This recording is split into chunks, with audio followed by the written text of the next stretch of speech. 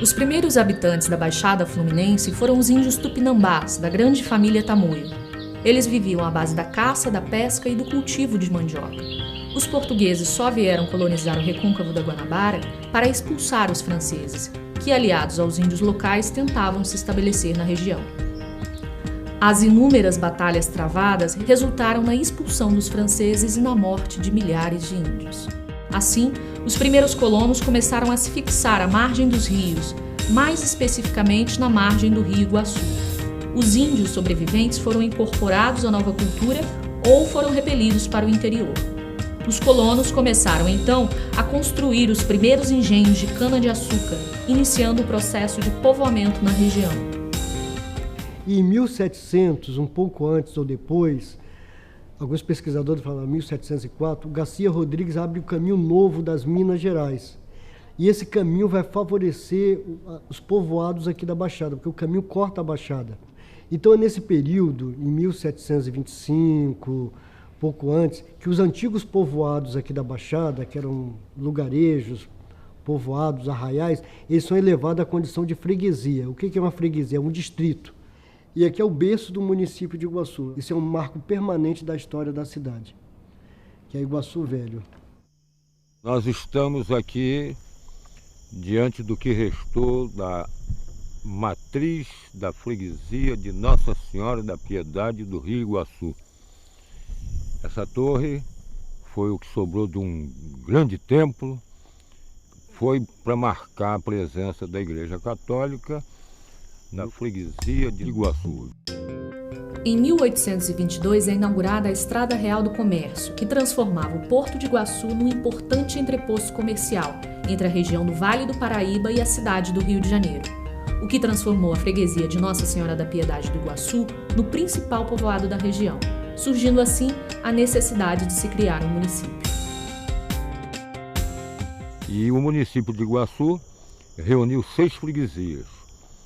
Nossa Senhora da Piedade do Inhomirim, lá perto de Magé, Nossa Senhora do Pilar, que atualmente está em Caxias, São João Batista de Miriti, município de Miriti, Santo Antônio de Jacutinga, em Nova Iguaçu, Marapicu, Nova Iguaçu, e Nossa Senhora da Piedade também, Nova Iguaçu. Toda essa área aqui, como eu dizia, era alagada e as embarcações ancoravam, estacionavam aqui nesse final de borda de alagado. E o nível da água vinha até aqui assim, ó. A gente vê nitidamente a coloração diferenciada. Até aqui mais ou menos era alagado. Nova Iguaçu não só abastecia a corte, como as freguesias limítrofes, né? Como também para exportação. A gente exportou muita mandioca, exportou muito arroz, exportou muito feijão. Nós estamos na capela do Engenho da Posse. O Engenho da Posse foi constituído nas primeiras décadas de 1700 e ela acompanhou toda a dinâmica econômica do município. No momento aqui se produziu muito açúcar e esse açúcar era escoado pelo rio Botas, que fica aqui embaixo, e daí pegava o rio Iguaçu e chegava à capital, o Rio de Janeiro. A incessante resistência negra à escravidão culminou no aparecimento de quilombos na região, um importante fator na formação étnico-cultural de Nova Iguaçu. Os quilombos eles vão surgir no final do século XVIII, no início do século XIX. E na literatura policial, eles vão aparecer com vários nomes, de acordo com o editor do jornal, às vezes os nomes sarcásticos, Quilombo do Bomba, a Nova África, Quilombo do Gabriel. E aquela ponta, aquela saliência lá naquela ponta da serra, ali existia um quilombo. Os documentos antigos falam da Pedra do Quilombo. Então ele era um lugar seguro, porque você tem a vista panorâmica aqui, toda a cidade, toda a região. E ali os quilombolas encontraram um lugar seguro para desenvolver suas atividades e também para descer, ter relações com os moradores aqui.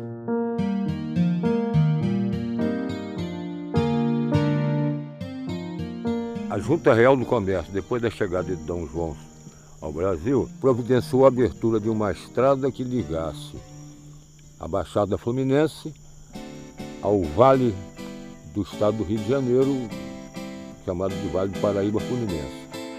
A chegada do trem em 1858 mudou completamente o panorama da cidade. A estação atraiu pessoas e negócios para seu entorno e as sedes das freguesias se transferiram para perto da estrada de ferro. Aqui foi a primeira plataforma da estação Nova Iguaçu. Essa estação, anteriormente, era denominada Machambomba, que quer dizer carro de boi. Ainda é o tempo da Maria Fumaça, vagões de madeira. Machambomba é um engenho antigo que ficava dentro da freguesia de Jacutinga, dentro do distrito de Jacutinga. Era um engenho que depois passa a ser também um povoado que fica em torno daquele engenho. Acontece que Machambomba surge mesmo quando é inaugurado o trem, em 29 de março de 1858. Em 62, 61, a sede da freguesia de Jacutinga, a sede do distrito de Jacutinga é transferida para Machambomba. E assim é construída uma nova igreja para ser a sede da freguesia. Aí temos hoje a nossa Catedral de Santo Antônio de Jacutinga, no centro de Nova Iguaçu. Quando você desloca um aglomerado humano, você também desloca os negócios, as transações comerciais, os caminhos, né? Então aquela região toda que hoje nós chamamos de Tinguá, com o advento da ferrovia, entrou em decadência. Com o declínio da produção açucareira, o então presidente Nilo Peçanha usou mão de uma política de diversificação agrícola. A cidade de Nova Iguaçu recebeu investimentos que propiciaram a plantação de laranja na região. Vários rios, né, foram canalizados, foram limpos para favorecer a produção agrícola, né? Muitos canais, riachos, afluentes eram canalizados e desaguavam no rio. Então tinha muitos lugares que a máquina não entrava, então era feito um trabalho, tudo feito à mão. Mão de obra nordestina, missão migrante, esses são os verdadeiros heróis da Baixada também. Nova Iguaçu é interessante. Tinha várias chácaras de laranja, não tinha um grande latifúndio de laranja, tinha muitos produtores de laranja. Então a produção era feita em chácaras, era colhida a laranja, então na época da produção se chamava vários trabalhadores que catavam essa laranja, colhia. E esses chacareiros revendiam a laranja para os barracões onde essa laranja era tratada, lavada e acondicionada para exportação. Do município, que foi considerado o maior produtor de laranja do mundo, e a cidade, já Nova Iguaçu, ex-Machambomba, foi inclusive apelidada de Cidade Perfume, por causa do cheiro das flores da laranjeira. Aqui é a casa do citricultor, do produtor, do exportador de laranjas, e aos fundos o barracão, onde as laranjas eram selecionadas, eram lavadas, secadas, escovadas e depois embaladas em caixas com papel de seda para exportação. Nós estamos no barracão do comendador Francisco Baroni, que foi um grande exportador de laranja. Nesse espaço aqui, dezenas de trabalhadores preparavam a laranja para a exportação, beneficiavam a laranja. Aqui nós temos o barracão que é hoje da Associação Rural de Nova Iguaçu, onde é o Top Shopping hoje, era um barracão também de laranja.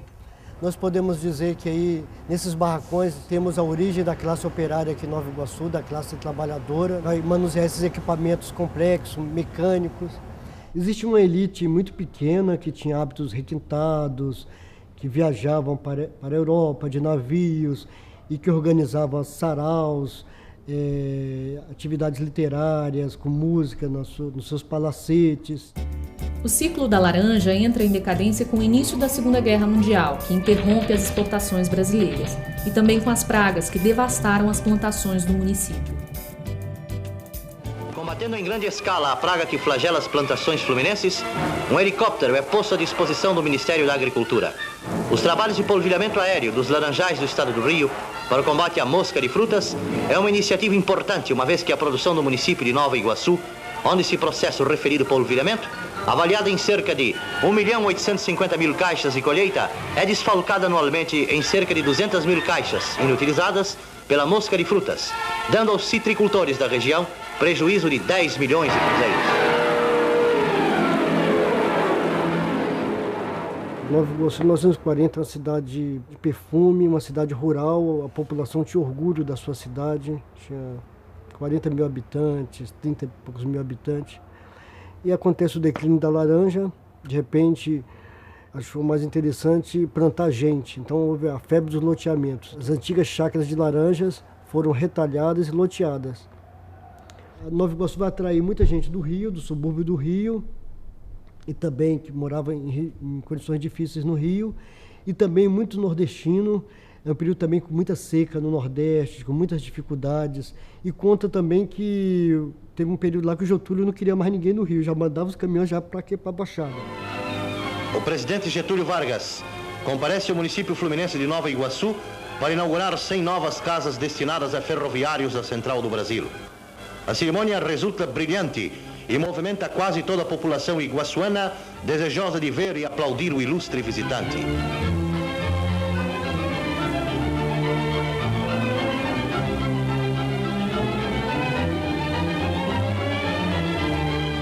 Quando vem a decadência da laranja, da exportação da laranja, e começam os loteamentos, a superpopulação invade essa região, de gente vinda na base do êxodo rural, de modo que a Baixada, se há problema para ser solucionado aqui, em face da superpopulação. O boom demográfico ocorrido na década de 60 trouxe milhares de pessoas para a cidade, que foram se arranjando na terra e se submetendo aos poderes locais instituídos na ausência de políticas públicas. O golpe militar de 64 agravou ainda mais a violação dos direitos da população iguaçuana. Nova Iguaçu, durante a ditadura, teve uma rotatividade muito grande de prefeitos. Nós tivemos vários interventores, saía um prefeito, entrava outro, às vezes um prefeito era derrubado sob as mais diversas alegações de corrupção, disso, daquilo. Então, isso tudo criou uma instabilidade política muito grande na cidade. Aí nisso surge a Diocese de Nova Iguaçu. A Diocese de Nova Iguaçu é criada em 1960, mas em 66, realmente com a chegada de Dom Adriano, que a Diocese vai realmente assumir a causa do povo, uma vida mais digna aqui na Baixada. Dom Adriano foi um bispo católico, foi o terceiro bispo de Nova Iguaçu. Ele nasceu em Sergipe em 1918 e faleceu em Nova Iguaçu em 1996. Ele assumiu Nova Iguaçu como bispo em 1966. 2 anos depois, ele propôs uma pastoral que desse respostas concretas ao homem e à mulher da Baixada. Por isso ele foi incompreendido, foi perseguido, caluniado. Ele foi sequestrado em 76, torturado. Em 79, soltaram uma bomba na Catedral de Nova Iguaçu, no Santíssimo. Somente assim, com o apoio da Igreja Católica, a partir de 76, 78, é que começa o processo de o povo vai se organizando dentro da igreja. Dom Adriano cria a Comissão Justiça e Paz para defender os direitos humanos, defender organizações de trabalhadores. Dom Adriano também é considerado um dos fundadores do MAB. Ele mesmo conseguiu recurso para construir a sede do MAB, para comprar a sede do MAB, o Sindicato das Domésticas, o Sindicato dos Metalúrgicos, o Sindicato dos Comerciários. Então, nesse período da década de 60, final da década de 60 e início de 70, Dom Adriano ele vai incentivar várias pesquisas e estudos sobre a Baixada Fluminense, sobre o fenômeno da Baixada Fluminense. A Baixada, nesse período, vai ser alvo de estudo, porque é uma região explosiva. É uma região que, de uma hora para outra, tem uma explosão demográfica somente verificada na Índia.